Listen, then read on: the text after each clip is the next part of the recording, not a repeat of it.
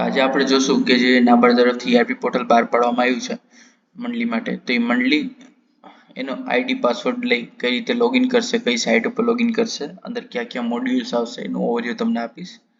તો જે uniteerp.in બરાબર આ એની સાઇટ છે.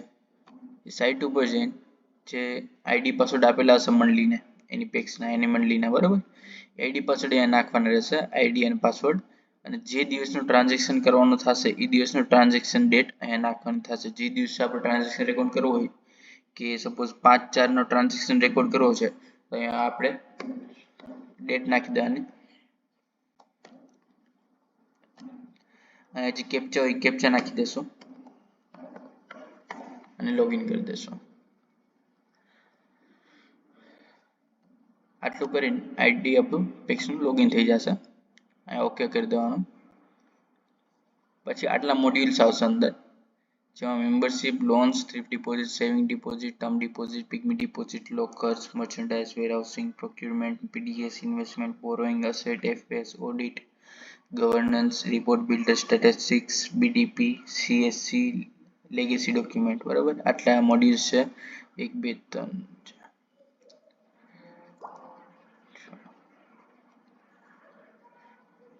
પછી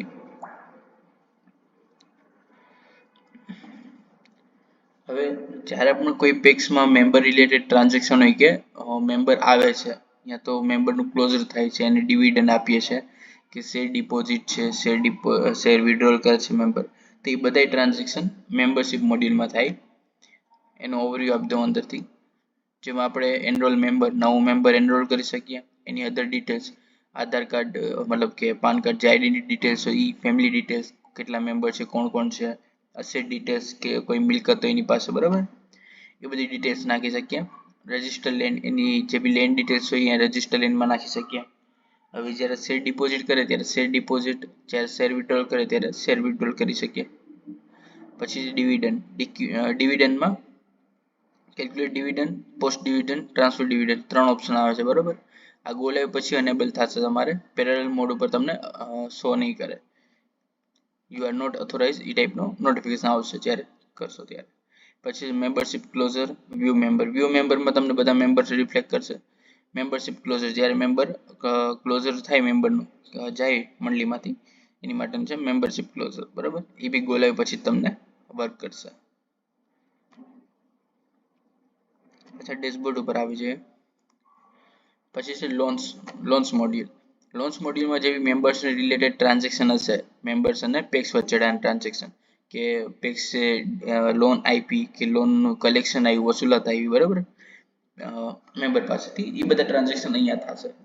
તો જે બી કેસીસી લોન્સ હશે, કેસીસી લોનમાં જમીન રિક્વાયર્ડ હોય બરાબર, જે બી મેમ્બર હોય એની પાસે, તો લેન્ડ ડિક્લેરેશન થ્રુ એની પ્રોસેસ થાય કે એની જમીન છે, લેન્ડ ડિક્લેર કરીએ આપણે કે આટલી જમીન છે, તે જે ડિક્લેર કરશું લેન્ડ એની જમીન, એની ઉપર ક્રેડિટ લિમિટ જનરેટ થશે.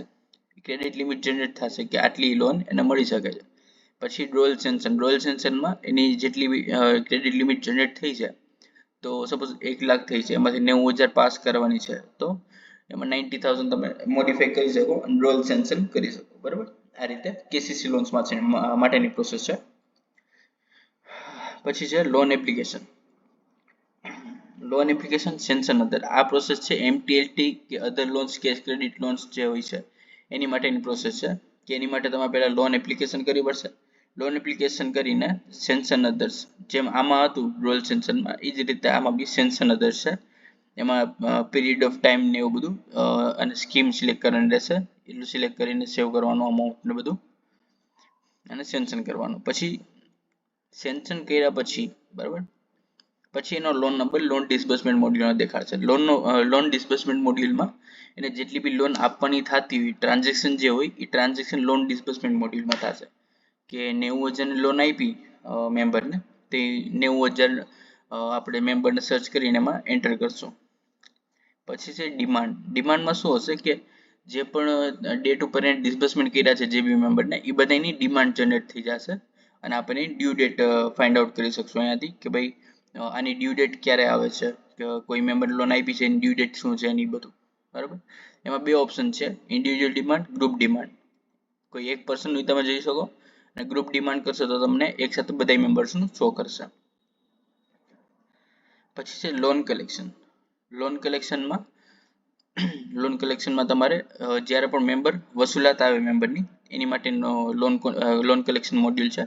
એની અંદર તમે ટ્રાન્ઝેક્શન રેકોર્ડ કરશો લોન કલેક્શન માટેનો. મેમ્બર સર્ચ કરવાનું રહેશે, એમાં પ્રોડક્ટ સિલેક્ટ કરવાનું રહેશે, એવું બધું છે. ઓકે. પછી છે ડિફોલ્ટર્સ. સપોઝ કોઈ મેમ્બર પે નથી કરતો લોન, તો ડિફોલ્ટર્સમાં એની એન્ટ્રી થઈ જશે, એન્ટ્રી કરવાની રહેશે. અને પછી એની ઉપર જો કોઈ લીગલ એક્શન લેવાનું થશે તો એ લીગલ એક્શનનો છે. આ બેનો મોડ્યુલનો યુઝ બહુ ઓછો આવશે. મેઇનલી તો આ જ મોડ્યુલ છે, બરાબર, લોન કલેક્શન એ બધો. પછી છે લોન રિજેક્શન. સપોઝ કોઈ એપ્લિકેશન કરી છે અને એપ્લિકેશન રિજેક્શન થાય છે, બરાબર, રિજેક્ટ થાય છે, તો લોન રિજેક્શનનો મોડ્યુલ છે. એની અંદરથી આપણે લોન રિજેક્ટ કરી શકીએ.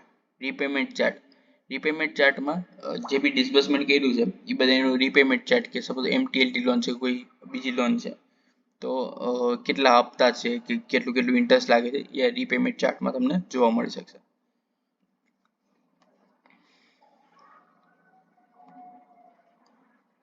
પછી છે થ્રિફ્ટ ડિપોઝિટ. થ્રિફ્ટ ડિપોઝિટ શું હોય છે કે મંથલી કોઈ બી મેમ્બરની ઇન્કમમાંથી એક પોર્શન લે છે, બરાબર, ડિપોઝિટ કરતો હોય છે, તેને થ્રિફ્ટ ડિપોઝિટ કહે છે.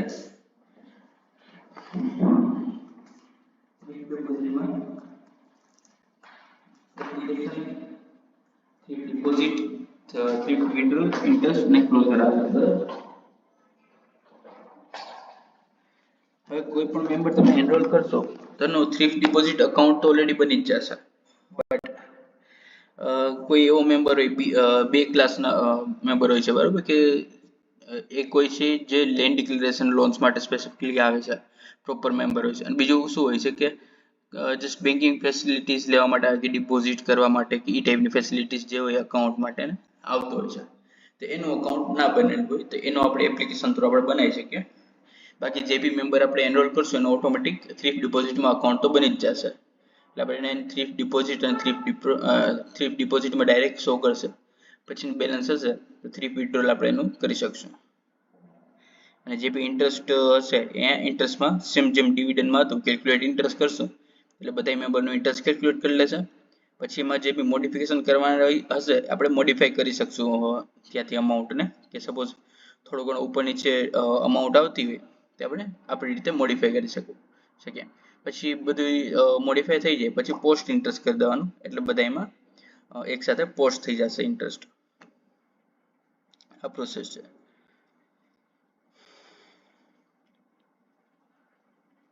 એપ્લિકેશન. ઓકે. પછી છે સેવિંગ મોડ્યુલ. કરંટ ડિપોઝિટ ને સેવિંગ ડિપોઝિટ, જે ચાલુ થાપણ ને બચત થાપણ આવે છે એ અહીંયા આવશે. એમાં એપ્લિકેશન કરવાની રહેશે. જે બી નવો મેમ્બર હશે એની એપ્લિકેશન કરવાની રહેશે. એ કરીને ડિપોઝિટ કરી શકશું. એનું જે બી અકાઉન્ટ જનરેટ થઈ જશે એમાં ડિપોઝિટ કે વિડ્રોના ટ્રાન્ઝેક્શન હશે એ બધા આમાં રેકોર્ડ થશે, બરાબર. પછી ઇશ્યુ ચેક. કોઈ ચેક ઇશ્યુ કરીએ છીએ એને તેની માટેનું છે. અને એ ચેક જ્યારે વિડ્રોલ કરી છે કોઈ તેની માટે ચેક વિડ્રોલ મોડ્યુલ છે. આનો એટલો યુઝ નહીં આવે અત્યારે તો કંઈ, અત્યારે ડિપોઝિટ અને વિડ્રોલ જ આવશે. ઇન્ટરેસ્ટ પોસ્ટિંગ, આમાં બી સેમ વસ્તુ છે. કેલ્ક્યુલેટ ઇન્ટરેસ્ટ કરવાનું રહેશે અને પોસ્ટ ઇન્ટરેસ્ટ કરવાનું રહેશે. કેલ્ક્યુલેટ ઇન્ટરેસ્ટ કરશો ત્યારે તમે મોડિફાઈ કરી શકશો કોઈ પણ અમાઉન્ટને. પછી ક્લોઝર, કોઈ સેવિંગ અકાઉન્ટ ક્લોઝર કરે ત્યારે ક્લોઝર. અને ચેક બ્લોક, કોઈ ચેક ઇસ્યુ કર્યો છે પેક્સે તો એ બ્લોક કરવો છે ચેકને, તો ચેક બ્લોકથી કરી શકે છે.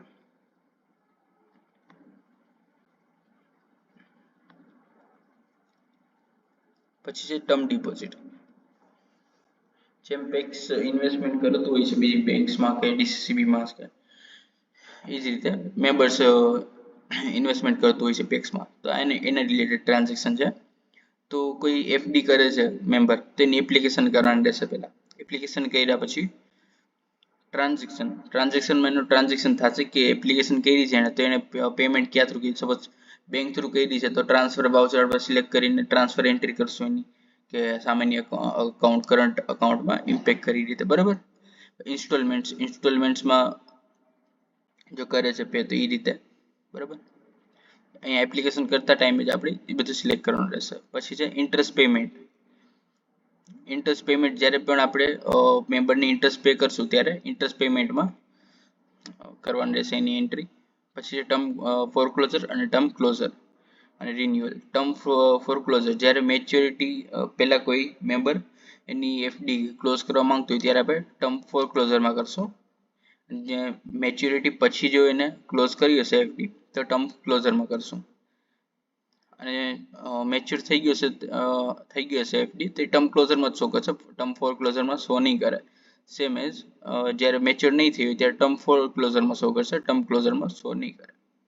અને રિન્યુઅલ બી મેચ્યોરિટી થઈ જશે એફડી ની ત્યારે જ રિન્યુઅલ થઈ શકશે.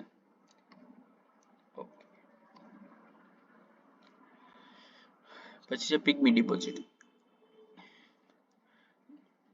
આ બહુ રેરલી યુઝ થાય છે ગુજરાતમાં, બટ તો બી ઓવરવ્યુ આપી દઉં છું.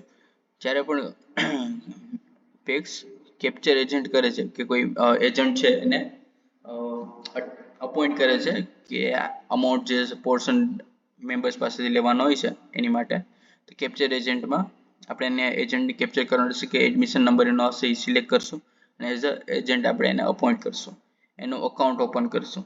બરાબર, અકાઉન્ટ ઓપન કરશું એ કરીને મેપ અકાઉન્ટ કે આ મેમ્બર છે, બરાબર, જેટલા બી મેમ્બર હોય એ મેમ્બરને આ ભાઈ એના એઝ અ એજન્ટ લેશે અને એની પાસેથી બધી અમાઉન્ટ લેશે. હવે એ મંથલી આપણે ટ્રાન્ઝેક્શન થતા હોય છે પિગમી ડિપોઝિટના, તો જ્યારે મંથલીનું ટોટલ અમાઉન્ટ આવે ત્યારે ટ્રાન્ઝેક્શનમાં એની એન્ટ્રી કરવાની રહેશે અને આ મંથલી પોસ્ટિંગ, બરાબર, કેલ્ક્યુલેટ કમિશન. આમાં જે બી કમિશન થતું હશે એજન્ટનું એ કમિશન કેલ્ક્યુલેટ કરવા માટેનું છે.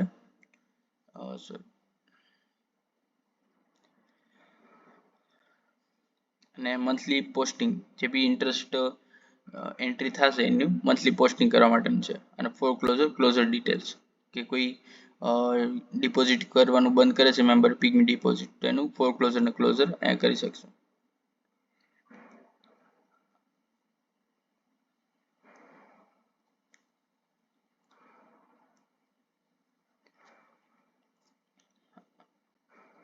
જે બી આપણે એજન્ટ અપોઇન્ટ કરશું એનું બધી ડિટેલ્સ ભરવા માટેનું છે કે સ્યોરિટી કોણ રહેશે એનો, એ બધું. બરાબર,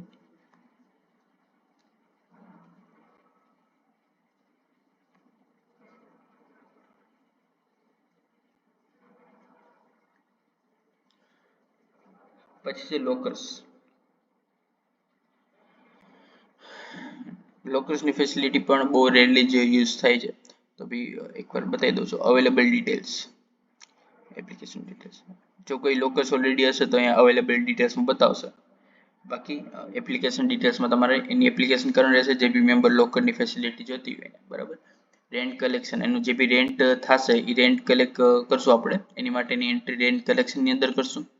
lockers log details, લોકર્સની log details જે બી હોય આપણે લોકર લોગ ડિટેલ્સમાં આપણે જોઈ શકશું મોડ્યુલમાં. જેટલી બી એપ્લિકેશન હશે, એપ્લિકેશન કરી રહી હશે એ વ્યૂ એપ્લિકેશન થ્રુ આપણે જોઈ શકશું. પછી છે બ્રેકર ઓપન ડિટેલ્સ,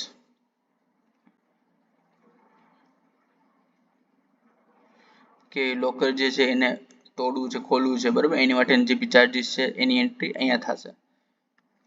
તોડવું મતલબ કે બંધ કરવું છે લોકર ફેસિલિટી. પછી સરેન્ડર ડિટેલ્સ, જો બંધ કરી દે છે તેની માટે સરેન્ડર ડિટેલ્સ અહીંયાથી થઈ શકશે. ઓકે,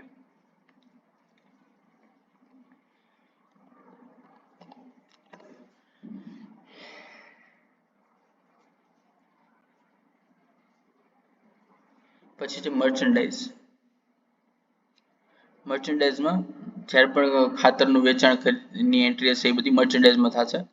મર્ચેન્ડાઇઝમાં પરચેઝનું જ્યારે પણ કોઈ ખાતર ખરીદશે પેક્સ ત્યારે પરચેઝમાં પહેલા એની એન્ટ્રી થશે, એનું સપ્લાયર ને બધું એડ કરવાનું રહેશે કન્ફિગરેશનથી. અને પરચેઝ કર્યા પછી એનો પરચેઝ વાઉચર થશે.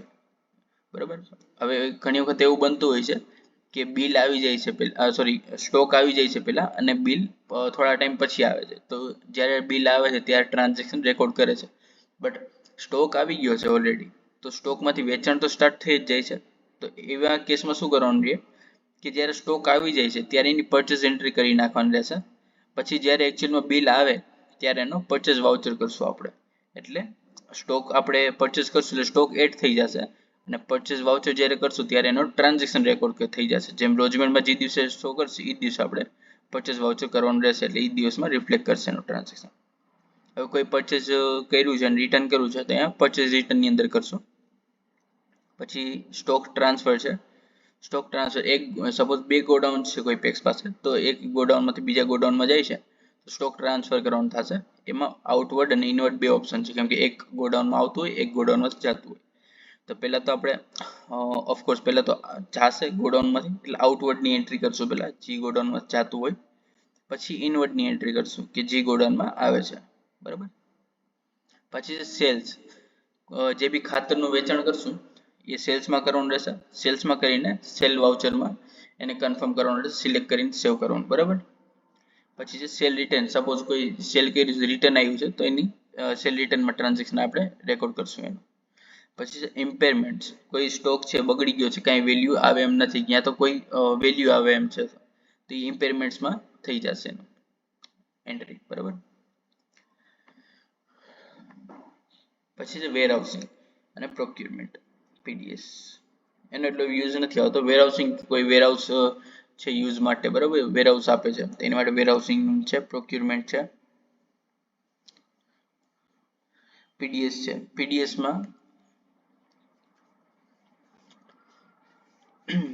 જે આપણે બીપીએલ એપીએલ કાર્ડ ઉપર આપતા રાશન વેચતા હોય છે, બરાબર, ખરીદ વેચાણ કરતા એની માટેનું છે.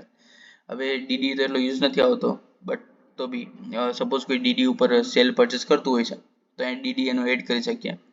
પ્રિપેર વાઉચર ડીડીમાં જઈને એની ડિટેલ્સ ભરીને આપણે સેવ કરી શકીએ ડીડી નંબરની બધી ડિટેલ્સ. પછી ડીડી ઉપરથી પરચેસ કરતા હોય તો પરચેસમાં જઈને જે ડીડી નંબર હશે ઓટોમેટિક રિફ્લેક્ટ કરશે જ, એ સિલેક્ટ કરવાનું રહેશે ખાલી. બાકી એમને બી કેશ કે ક્રેડિટથી પણ પરચેસ થઈ શકશે. પછી છે સેલ. સેલનું બી એ જ રીતે જે બી ક્વોન્ટિટી સેલ કરવી છે એ આપણે સેલ મોડ્યુલથી કરશું. અને જે મર્ચેન્ડાઇઝમાં ઇમ્પેરમેન્ટ હતું એ જ રીતે આમાં બી ઇમ્પેરમેન્ટ છે કે કોઈ સ્ટોક બગડી ગયો છે કે અહીંયા એટલી વેલ્યુ આમ નથી, ખરાબ થઈ ગયો છે તો એ ઇમ્પેરમેન્ટ્સમાંથી થઈ જશે એની એન્ટ્રી. પછી છે ઇન્વેસ્ટમેન્ટ. જેમ ટર્મ ડિપોઝિટ આપણે જોયું કે મેમ્બર આપણે પેક્સમાં ઇન્વેસ્ટમેન્ટ કરે છે તો એ રીતે આપણે બેંકમાં કે કોઈ બીજી બેંકમાં ડીસીસીબીમાં કે ઇન્વેસ્ટમેન્ટ કરતા એની માટેનું કે શેર પરચેસ કર્યા છે કોઈ કંપનીના એની માટેનું છે. તેની માટે પહેલા તો આપણે એપ્લિકેશન કરવી પડશે.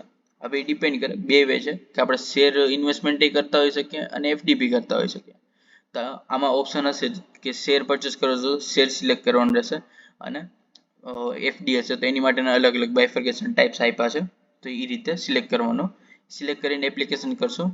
તો સપોઝ શેરની એપ્લિકેશન કરી છે તો એપ્લિકેશન કરીને શેર પરચેસમાં જશું. શેર પરચેસમાં જઈને જે બી ટાઈપ હશે ટાઈપ સિલેક્ટ કરશો એટલે અકાઉન્ટ ઓટોમેટિક રિફ્લેક્ટ કરશે ત્યાં. એ અકાઉન્ટ સિલેક્ટ કરીને એમાં શેર પરચેસની એન્ટ્રી કરી નાખવાની, અમાઉન્ટ નાખી. પછી જ્યારે શેર સેલ કરીએ તો અહીંયા શેર રિડીમનો ઓપ્શન આપ્યો છે તો એ શેર રિડીમમાં સેમ ઇન્ટરફેસ હશે, બે સેમ પ્રોસેસ હશે. અમાઉન્ટ નાખવાની રહેશે અને સેવ કરી દેવાનું રહેશે. પછી છે એપ્લિકેશન કરીને ટ્રાન્ઝેક્શન કરવાનું રહેશે. આ રહેશે એફડીના કેસમાં, બરાબર. જ્યારે પણ કોઈ પેક્સ એફડી કરશે ત્યારે આપણે એની એપ્લિકેશન કરશું અને ટ્રાન્ઝેક્શન કરશું. ટ્રાન્ઝેક્શનમાં એવી એન્ટ્રી હોય કે બેંક અકાઉન્ટમાં જતું હોય તો બેંક અકાઉન્ટ સામે એન્ટ્રી આવશે એ રીતે, બરાબર. પછી છે રિસીવ ઇન્ટરેસ્ટ કે જે બી ઇન્ટરેસ્ટ આપણને રિસીવ થશે એફડીમાંથી એ રિસીવ ઇન્ટરેસ્ટની અંદર એન્ટ્રી કરશું એની.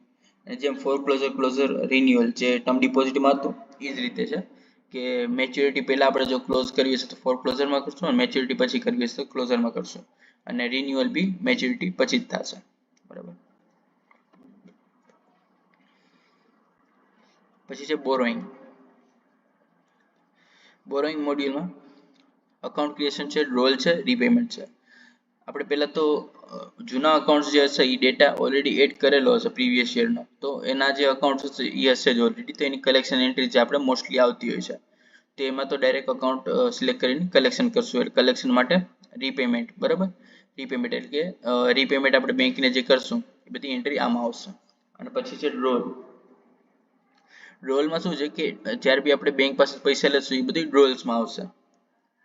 અને અકાઉન્ટ ક્રિએશનમાં જે કરંટ યરના અકાઉન્ટ હશે, સપોઝ 22-23 નો ડેટા નાખેલો છે. જો આ પેક્સમાં નીચે લખ્યું છે ઓડિટ કમ્પ્લીટેડ 22-23, તો 22-23 નો ડેટા નાખ્યો છે, મતલબ 23-24 ની ERP એન્ટ્રી આપણે કરવાની છે.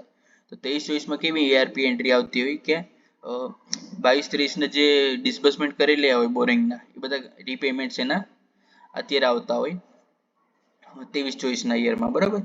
અને 23-24 ના યરમાં 23-24 નું નવા બોરોઈંગ્સ લેતા હોય, બેંક પાસે નવી લોન્સ લેતા હોય પેક્સ, તો એની માટેના ડ્રોઅલ્સ અકાઉન્ટ ક્રિએટ કરવા, ડ્રોઅલ્સમાં એન્ટ્રી કરવા માટે અકાઉન્ટ ક્રિએટ કરવા પડશે 23-24 માટેના નવા, કેમ કે ઈ પ્રીવિયસ યરમાં એડ નો કરેલો હોય, કેમ કે કરંટ યરનો ટ્રાન્ઝેક્શન છે, બરાબર. તો આ ડ્રોઅલ્સમાં તમારે જે બી લોન લેશો ઈ બેંક પાસે લોન લેશો પેક્સ એની માટેનું ટ્રાન્ઝેક્શન છે, અને આ રીપેમેન્ટમાં બેંક ને જે લોનના પૈસા ચૂકવશો એની માટેનું આવશે. અને રીપેમેન્ટ ચાર્ટમાં ક્યારે કેટલી અમાઉન્ટ પે કરવાનું રહેશે, ઇન્ટરેસ્ટ રહેશે, એ બધું રીપેમેન્ટ ચાર્ટમાં રિફ્લેક્ટ કરશે.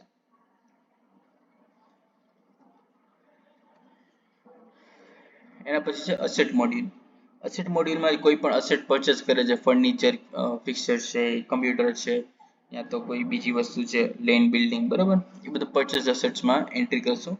Manage asset, asset tagging, allocation, deallocation. Asset ટેગિંગમાં શું હોય કે આપણે ઘણી બધી ચેર્સ હોય, બરાબર, તો બધી ચેર્સનું આઈડિયા ન હોય કે આપણી ઘરે કેટલી ચેર્સ છે અને કઈ ચેર ક્યાં છે, તો એને અસેટ ટેગ આપવામાં આવે, ટેગ કે ભાઈ AB12, AB13, આ બધી અસેટ ટેગિંગ આપેલી હોય, એનાથી આપણને આઈડિયા રહે આપણે રજિસ્ટરની અંદર કે કઈ આપણી ચેર પડી છે, કઈ સિરીઝ સુધીની પડી છે. કેમ કે ઘણી વખત એવું બનતું હોય છે કે રેન્ટલ કે કોઈને જરૂરિયાત હોય તો આપણે એને આપતા હોય છે કામ માટે, તો આપણને આઈડિયા રહે કે ભાઈ આ ભાઈને આપણે આપેલી છે ટેગ નંબરથી, તેની માટે અસેટ ટેગિંગ, કોઈ પણ અસેટમાં ટેગ લગાડવા માટેનું છે. પછી છે અલોકેશન, કે કોઈ જગ્યા પર આપણે વસ્તુ આપણે આપી છે, આપણી અસેટ આપી છે, તે અલોકેશન કે ભાઈ આ અસેટ, આ ટેગ વાળી અસેટ આ ભાઈને આપણે આપેલી છે, આ મેમ્બરને આપણે આપેલી છે, એની માટે અલોકેશન છે. અને ત્યાં તો કોઈ ડિપાર્ટમેન્ટ હોય, બરાબર, આ અલોકેશન ડિપાર્ટમેન્ટ માટેનું છે. હાયર અસેટ અહીંયા રેન્ટલ વાળું આગળ આવશે. અલોકેશન જે છે કે કોઈ 4-5 ડિપાર્ટમેન્ટ છે, બરાબર, તો બીજા કોઈ ડિપાર્ટમેન્ટમાં રાખી છે પેક્સ એના, તો એ એલોકેશન થશે. પછી ત્યાંથી જ્યારે લઈ લઈએ પાછી, તો ત્યારે ડીએલોકેશનમાં એની એન્ટ્રી થશે. હાયર અસેટ, જ્યારે રેન્ટ ઉપર આપવામાં આવે, બરોબર, ત્યારે રેન્ટ એડવાન્સ અને રેન્ટ કલેક્શન બે વસ્તુ આવશે કે કોઈ મેમ્બરને રેન્ટ ઉપર વસ્તુ આપવામાં આવશે ત્યારે, બરાબર. રેન્ટ એડવાન્સમાં રિસીવ થશે તો રેન્ટ એડવાન્સમાં એન્ટ્રી કરશું, રેન્ટ કલેક્શન જ્યારે કરશું, સપોઝ એડવાન્સ ના કર્યું હોય, અહીંયા પાર્શિયલી એડવાન્સ કર્યું અને પાર્શિયલી પછી જ્યારે પાછું આપવા આવે ત્યારે, તે રીતે એની એન્ટ્રી થશે અકોર્ડિંગલી. પછી છે અસેટ ડેપ્રિસિએશન, જે બીનું ડેપ્રિસિએશન થશે at the end of year 31st March 2024, યા તો જે બી યર એન્ડિંગમાં, બરાબર, જે બી યરની યર એન્ડિંગ હોય ત્યારે એનું ડેપ્રિસિએશન અહીંયાથી કેલ્ક્યુલેટ કરશું. ડેપ્રિસિએશનમાં જશું એટલે આ બધી કેટેગરીની બધું સિલેક્ટ કરીને એની એન્ટ્રી કરવાની રહેશે. અસેટ ઇન્સ્યોરન્સ, સપોઝ કોઈ અસેટમાં ઇન્સ્યોરન્સ કરેલું હોય તો અસેટ ઇન્સ્યોરન્સમાંથી આપણે એની એન્ટ્રી કરી શકશું. આવું બહુ રેલી આવે છે, બટ આપણે જ્યારે અસેટ મોડ્યુલ લેશું ત્યારે તમને સમજાઈ જશે. પછી છે એફએસ, જે બી આપણે ટ્રાન્ઝેક્શન કરતા હોય છે, ઇન્વેસ્ટમેન્ટ છે, ટર્મ ડિપોઝિટ છે, લોન છે, બોરોઈંગ છે, હવે એની સામેનું બીજી એન્ટ્રી બી હોય કે કરંટ અકાઉન્ટમાંથી ગયું છે, કે યા તો કોઈ બીજા અકાઉન્ટમાં એડજસ્ટમેન્ટ થયું છે, યા કોઈ એક્સપેન્સની એન્ટ્રી છે સામે, બરાબર, એડજસ્ટ થઈ હોય, ત્યાં બધા બી ટ્રાન્ઝેક્શન હોતા હોય છે. તો એ એન્ટ્રી કઈ રીતે કરવાની રહેશે? સપોઝ તમે બોરિંગમાંથી એન્ટ્રી કરી છે કે ડ્રોલ્સ કર્યા છે, બરાબર, પૈસા આવે છે બેંકમાં, તમે બેંક પાસે પૈસા લીધા, તો એક તો બોરિંગની એન્ટ્રી કરી, તો સામેની બેંકની એન્ટ્રી કેમાં કરવાની કે કરંટ એકાઉન્ટમાં આપણા પૈસા આવ્યા છે, તો તે પ્રીપેર વાઉચર છે.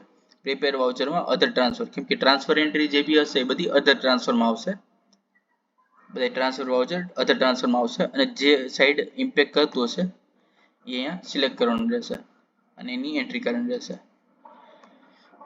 હવે કોઈ કેશમાં ટ્રાન્ઝેક્શન થતા હોય કે કેશ રિસિપ્ટ, કેશમાં કોઈ ઇન્કમ આવશે ત્યારે કેશ રિસિપ્ટમાં એન્ટ્રી કરશું, અને કેશમાં જ્યારે પણ આપણે કોઈ પેમેન્ટ કરશું ત્યારે કેશ પેમેન્ટમાં એન્ટ્રી કરશું.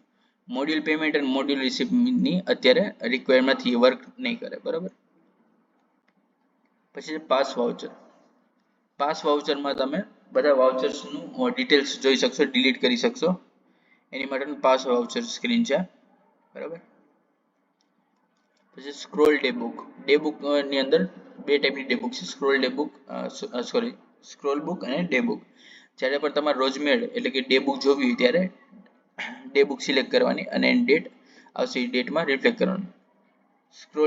સ્ક્રોલ બુકનો અત્યારે યુઝ નથી આવતો, બાકી સેમ પ્રોસેસ છે. આ રીતે ડેટ સિલેક્ટ કરવાની અને વ્યૂ કરવાનું, એટલે સ્ક્રોલ બુક બતાવશે.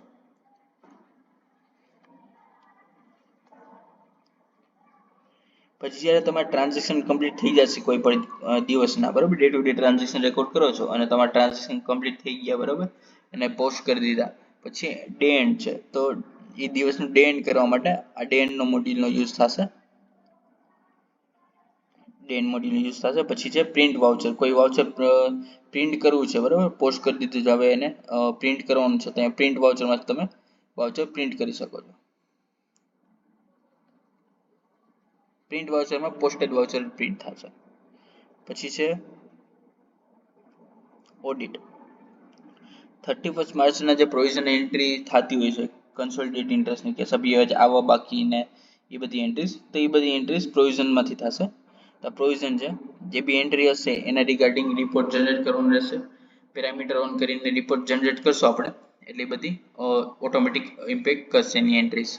પછી એન્ટરપ્રાઇઝ એકાઉન્ટ, સેમ જેમ આમાં પ્રોવિઝન છે, અમુક પ્રોવિઝન આમાં હશે, બરોબર. એન્ટરપ્રાઇઝ એકાઉન્ટ મતલબ કે રિપોર્ટ જનરેટ કરવાનો રહેશે. રિપોર્ટ જેમ જનરેટ કરશું એટલે એ બધી જગ્યાએ પ્રોસેસ કરશે સિસ્ટમ અને ઇમ્પેક્ટ ઓટોમેટિકલી કરશે ડે બુકમાં ને બધી જગ્યાએ. ઓડિટ. ઓડિટમાં જે બી અકાઉન્ટ છે એને ચેન્જ કે એના જે બી કરેક્શન કરવાના છે એ કરેક્શન કરી શકશે. અને યર એન્ડ પ્રોસેસ, જ્યારે પણ 30th માર્ચ સુધી ડે એન્ડ થાય, 31st યર એન્ડ થશે. ઓડિટર યર એન્ડ કરી દે એટલે બધું પ્રોપર હોય, બધી ડિટેલ્સ કન્ફર્મ થઈ જાય, કે વેરીફાઈ થઈ જાય કે બધું મેચ થાય છે, પછી યર એન્ડ કરવાનું રહેશે. પછી છે governance, report builder, statistics, BDP, CSC. ગવર્નન્સમાં તમે જે બી board of director, minutes of meetings, એ બધું આમાં કરી શકશો. અત્યારે આનો યુઝ નથી આવતો. બોર્ડ ઓફ ડાયરેક્ટર તમે એડ કરી શકશો, પેક્સ ઇન્ફોર્મેશન છે એ બધું એડ કરી શકો, એ બધી કરી શકશો, બટ મિનિટ્સ ઓફ મીટિંગ આ બધા મોડ્યુલ અત્યારે યુઝમાં નથી. રિપોર્ટ બિલ્ડરમાં તમે કોઈ પણ રિપોર્ટ્સ છે બિલ્ડર થી એકાદ પ્રિન્ટ અને એ રીતે કરી શકશો. પછી સ્ટેટિસ્ટિક્સ, કે ગ્રોથ કેવું છે પેક્સનું, કે એ બધી સ્ટેટિસ્ટિક્સમાં તમને મળશે. પછી BDP, same as CSC, legacy documents, આ બધા હજી યુઝમાં નથી, યુઝમાં પછી આવશે. પછી છે ઇન્ટરફેસ જે છે ફ્રન્ટ પેજ, એનું ઓવરવ્યુ આપી દઉં. આમાં તમને કેશ ઓન હેન્ડ રિફ્લેક્ટ કરશે. પેન્ડિંગ વાઉચર છે, લાસ્ટ વાઉચર, જે બી લાસ્ટ વાઉચર તમે એન્ટર કર્યું છે, લાસ્ટ વાઉચર પર ક્લિક કરશો એટલે તમને રિફ્લેક્ટ કરશે. પેન્ડિંગ વાઉચર કેટલા પેન્ડિંગ વાઉચર પડ્યા છે તમારે, પોસ્ટ નથી કરેલા, એ બધા પેન્ડિંગ વાઉચર અહીંયા રિફ્લેક્ટ કરશે. પછી term deposit, current financial year, જે બી ટર્મ ડિપોઝિટ કરી છે કરંટ યરમાં, એ બધી અહીંયા રિફ્લેક્ટ કરશે. પછી છે મેઇન મેનુમાં કસ્ટમર સેન્ટ્રિક છે. કસ્ટમર સેન્ટ્રિકમાં એવું છે કે કોઈ પણ મેમ્બરની ડિટેલ્સ જોતી હોય બધી, કે ભાઈ કેટલા અકાઉન્ટ છે મેમ્બરના, એના લેજર્સમાં શું શું ટ્રાન્ઝેક્શન થયા છે, તો તમે અહીંયાથી જોઈ શકશો. કોઈ રેન્ડમ મેમ્બર લઈએ, આ રીતે જો એના બધા જેટલા બી અકાઉન્ટ હશે ઓટોમેટિક રિફ્લેક્ટ કરી દેશે. અહીંયા છે કસ્ટમર શેરનું અકાઉન્ટ છે, સેવિંગ ડિપોઝિટનું એનું અકાઉન્ટ છે, અહીંયા રિફ્લેક્ટ કરે છે. આનું કેસીસી બેંકનું અકાઉન્ટ છે, લોન લેજર તમે જોઈ શકો, સ્ટેટમેન્ટ જોઈ શકો, આ રીતે, બરાબર.